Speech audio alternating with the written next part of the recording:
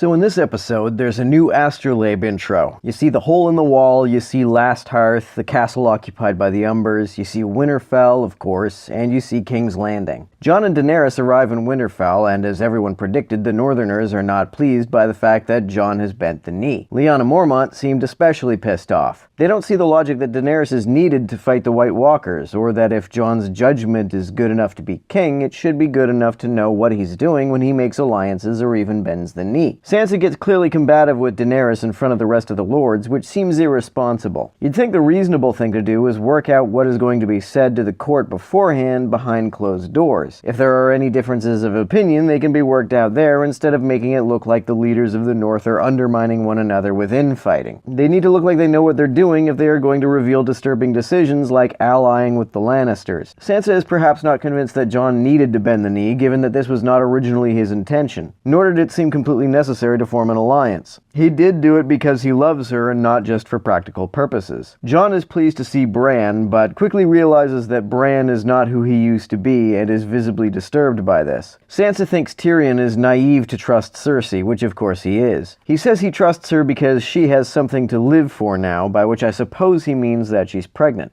Although he first surmised that she was pregnant from the fact that she wasn't drinking, but now she is drinking, so is she even still pregnant? Maggie the Frog, the witch who prophesied her children's deaths, said that she would only have 3 children, and her prophecies seem to have been pretty reliable so far, so I doubt she's going to have another child. Arya seems suspicious of Jon, which I guess makes sense given how suspicious she was of Sansa. When Arya seemed to threaten Sansa last season, I thought it was weird and uncalled for, but given all of the things Sansa has done to suck up to powerful people, starting with her infatuation with Joffrey, I guess maybe that makes sense. But now Arya thinks Sansa is the smartest person she's ever met. I'm not sure where that's coming from. Is it because Sansa eventually caught on to Littlefinger's ruse? That took her forever, though. Arya seems to suspect that Jon may be more loyal to Daenerys than to the Starks, but doesn't seem to see that if he is not loyal to Daenerys, the Starks couldn't survive. Tyrion believes Cersei wants to survive, but Cersei seemed quite pleased by the fact that the zombies had come across the wall. She has no reason to give a shit about the Seven Kingdoms, least of all the people of King's Landing after they humiliated her. Euron arrives in King's Landing and Yara tells him that he picked the losing side. He says that if that turns out to be the case, he'll sail somewhere else. I think this is how he finally convinced Cersei to do him. She understands that his loyalty is very tenuous and that she can't string him along for much longer. Euron brings the Golden Company, a group of mercenaries with a good reputation, to Westeros. In the books, the Golden Company is made up of exiles who were chomping at the bit to get back to Westeros, and had recently broken their contract with the city of Myr. A member of the company was Jon Connington, who was handed to the Mad King Aerys. I was hoping that the Golden Company might bring him onto the show, but I doubt he'll appear. His appearance would make things too complicated at this point.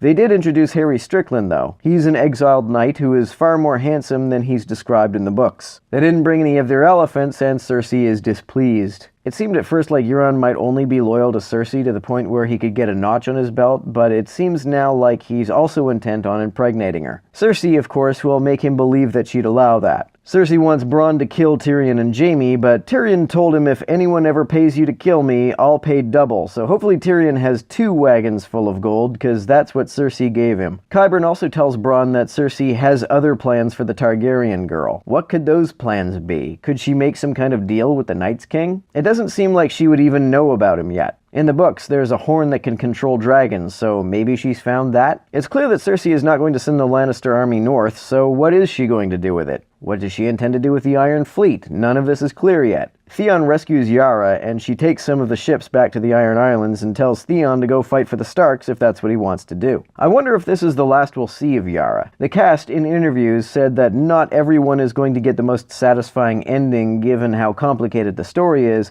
so I suspect that this is it for Yara. She's probably just going to hang out on the Iron Islands for the rest of the show. Jon was able to ride a dragon, which only Targaryens are supposed to be able to do. I don't know if that rule applies to the show, though, given that, technically, Jon already rode a dragon, along with everyone else Daenerys rescued that one time. Maybe that doesn't count because they were on the dragon with Daenerys? Gendry agrees to make a spear for Arya, or something like a spear, and it looks like she's rather infatuated with him. This isn't coming completely out of nowhere. Gendry has been friendly with Arya before, but it does seem a bit unearned. You'd think someone as paranoid as Arya would be a bit more guarded with her affections. Sam finds out that his father and brother were executed, and despite the fact that his family didn't really treat him that well, he's quite upset about it. This is when Bran tells him to tell Jon who his real parents are. I wonder why Bran chose this moment, because giving Jon this information while Sam's so clearly upset undermines his credibility. Jon might not believe it. If he tells Daenerys, she certainly won't believe it, and even if she did, she's not going to just be like, oh well, you're the king then, I guess. She's probably going to try to hold on to power even if she knows she's not the legitimate heir to the throne. She clearly feels like she's earned it. Does Bran want Jon and Daenerys to not believe Sam? Sam says, you're his brother, you should tell him. And Bran replies that he's not Jon's brother. Maybe this refers to the fact that he's actually Jon's cousin, which Sam should know, and or the fact that he's more three-eyed raven than he is a Stark at this point. Also, since Sam's father and brother are dead, does that mean that Sam is Lord of Thornhill now? I was glad to see that Tormund is still alive. It looked like he might have been crushed by the wall when it came down.